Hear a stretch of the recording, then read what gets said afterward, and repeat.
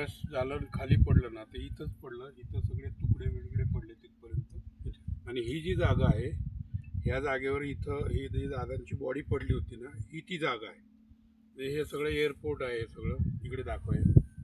ही सगळी धावपट्टी आहे. इथून धावपट्टीला सुरुवात होती. इथून जवळजवळ 1 किलोमीटर पुढं एअरपोर्ट आहे. धावपट्टीवरनं विमान तिकडे एकच धावपट्टी आहे इथं. याच्यावरनं ते जातं. म्हणजे या इथूनच ही गाडी जी उभा आहे, या गाडीच्या इथूनच क्रश झालं आणि तिथून डायरेक्ट इथं खाली पडलं. इथं तुकडे होऊन त्या तिथपर्यंत गेलेलं आहे. हे जे लोक आहेत समोर उभा, इथपर्यंत ते विमानाचे आणि ह्या मावशीनं जास्त पाहिले. हे जे समोरचं घर आहे, ह्यांनी पाहिलं. मग हे धावत पळत आले, ते कापड वगैरे घेऊन आले आणि मग इथं जी बॉडी जिथं पडली होती, माझ्याकडे त्याचे फोटो पण आहेत त्या बॉडीचे. जी जिथं बॉडी पडली होती ती ही जागा आहे. आणि या जागेवर महासंघाच्या वतीने हीच ती जागा आहे जी आता कामगार नेते शरद जोशी कामगार संघटनेचे त्यांनी जे आपल्याला आता सांगितलं की हीच ती जागा आहे की ज्या स्थळी घटना घडली होती. आणि दादांच्या अपघाती निधनानंतर आज प्रचाराची सांगता होत आहे. आणि आपण एवढंच मी बारामतीकरांना आवाहन करेल, विनंती करेल.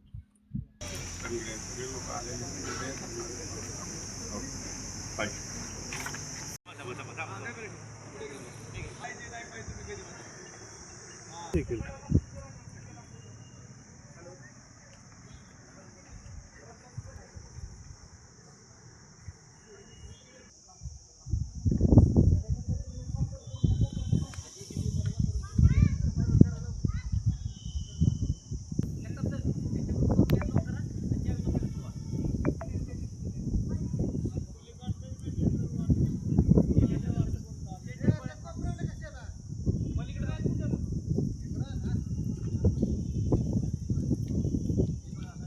चाचू ना डैडी का क्लोज में निकलो ना.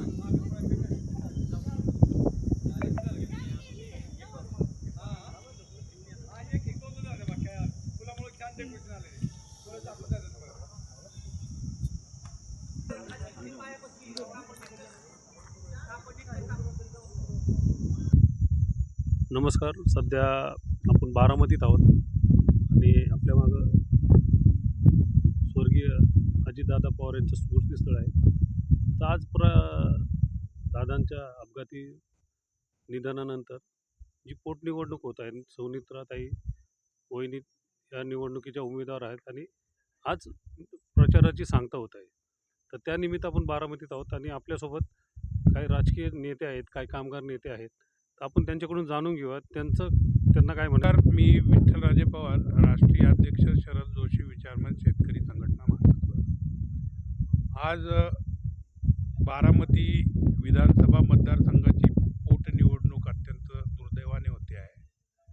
खरं तर हे व्हायला नको होतं, पण नियतीनं हा खेळ आमच्या बारामतीकरांसोबत आणि आमच्या बारामतीकरातल्या आमच्या पवार फॅमिली आणि आमच्या शेतकऱ्यांसोबत खेळलेला आहे. त्यामुळे त्याला आता इलाज नाही म्हणून आज जी पोटनिवडणूक या ठिकाणी सांगता सभा होती आहे. आम्ही 6 एप्रिललाच आदरणीय सुनेत्रा वहिनींना पाठिंबा जाहीर केलेला आहे.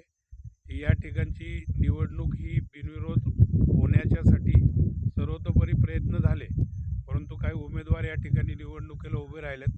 तर त्यांचा तो हक्क आहे आणि संविधानाने दिलेला अधिकार आहे. त्यामुळं ते उभं राहिलेत, त्याबद्दल आम्हाला काहीच म्हणायचं नाही. पण मी महाराष्ट्र राज्यातल्या तमाम शेतकरी, कष्टकरी, कामगार यांच्या वतीने मी बारामतीचा प्रॉपर नागरिक असल्यामुळं मी बारामती मतदारसंघातील माझ्या सर्व शेतकरी, कष्टकरी, कामगार आणि माझ्या बारामतीकरांच्या ज्या माझ्या भावा बहिणींना, युवकांना मी आज या माध्यमातून जाहीर आवाहन करेल की दादांना श्रद्धांजली तर आपल्याला आपण वाहिलेलीच आहे, पण मतदानाच्या माध्यमातून आपण आदरणीय सुनेत्रा वहिनींना आपण आशीर्वाद तर द्यायचाच आहे, परंतु तो आशीर्वाद इतका जबरदस्त द्यायचा आहे की ज्या अपघाताच्या पाठीमागे जे कोणी आहेत त्यांना देखील या बारामतीतल्या मतदारांनी धक्का दिला पाहिजे. ही मी राष्ट्रीय किसान आणि संविधानाच्या माध्यमातून मागणी करतोय, एक आव्हान करतोय बारामतीकरांना, माझ्या शेतकरी भावा बहिणींना, की ना भूतो ना भविष्यते. आम्ही तर 6 एप्रिलपासून मतदारसंघात सातत्याने सर्वांना आवाहन केलेलंच आहे, परंतु हे आव्हान घराघरामध्ये प्रत्येकाने पोटनिवडणूक आहे म्हणून मतदान होईल किंवा करेल कोणीतरी असं न करता प्रत्येकाने सुमोटू स्वतःहून येऊन त्या ठिकाणी मतदानाचा हक्क बजावून ह्या भारतामध्ये महाराष्ट्र राज्याचा तर इतिहास निकाल दादांनी मोडलेलाच आहे, पण वहिनींच्या माध्यमातून हा निकाल देशातला हा नंबर 1चा हा या पोटनिवडणुकीचा निर्णय लागेल आणि भविष्यामध्ये दादांच्या माध्यमातून जी काही आमची बारामतीकरांची जी इच्छा अपूर्ण राहिलेली आहे मुख्यमंत्रीपदाची दादांच्या, दादा हे माझी नाहीत तर ते आजी म्हणूनच गेलेले आहेत. हा दुर्दैव आहे, परंतु या ठिकाणी ही पोकळी निर्माण करून भरून काढण्याची महाराष्ट्र राज्यातल्या शेतकरी कष्टकरी कामगारांसह बारामतीतल्या देखील तमाम मतदारांना मी आवाहन करेल की भविष्यामध्ये आपल्याला वहिनी साहेबांना राज्यात मंत्री बघायचं आहे, दादांचं स्वप्न साकार करायचं आहे. त्यासाठी आत्ता जे आपलं जे मतदान जे काय 4.25-4.5 लाख मतदान जे आज आहे हे 90% मतदान करून 99%चा रिझल्ट हा वहिनींच्या पाठीमागं देऊन या सर्व भावा बहिणींनी उभं राहावं आवाहन करतो.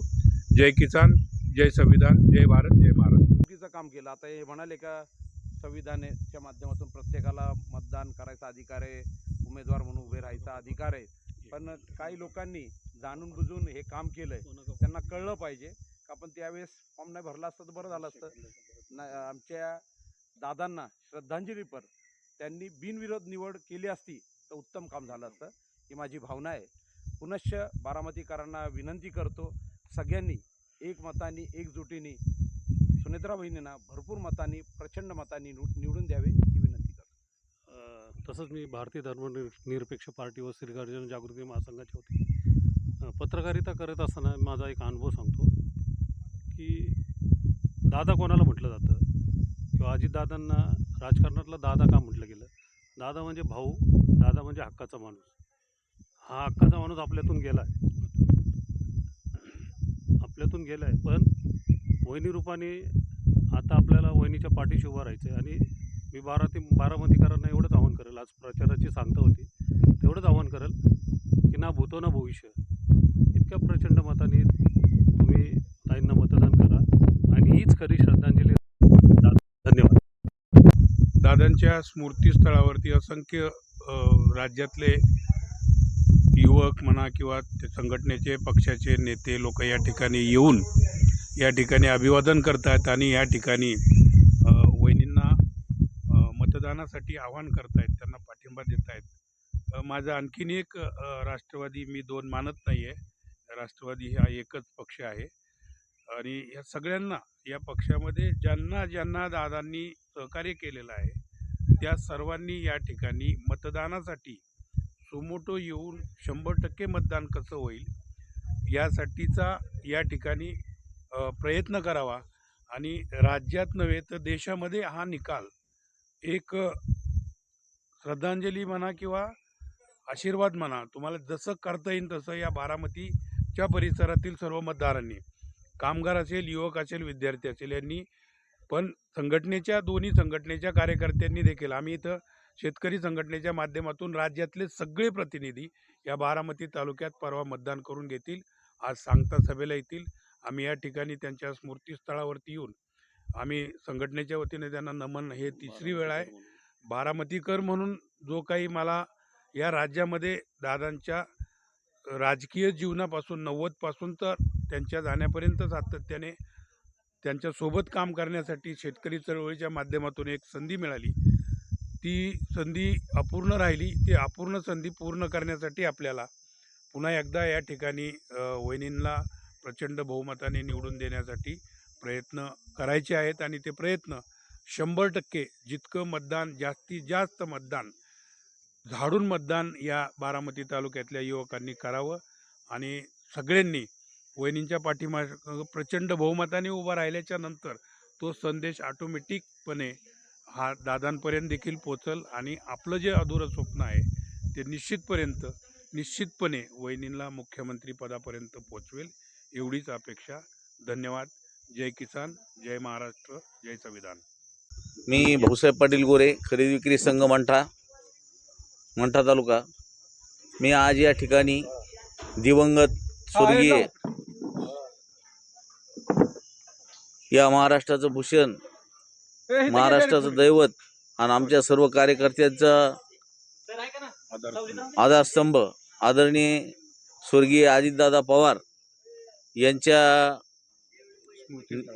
स्मृतीस्थळावरती येऊन आम्ही आज या ठिकाणी दादाच्या स्मृतीस्थळाला वंदन करून आम्ही बारामती विधानसभा मतदारसंघामध्ये सुनेत्राताई पवार यांच्या प्रचारार्थ या बारामती शहरामध्ये आम्ही 2 दिवसापासून प्रचार करत आहोत आणि बारामती विधानसभा मतदारसंघ या मतदारसंघामध्ये देशात विक्रम होईल अशा मतानं सुनेत्राताई या निवडून येतील.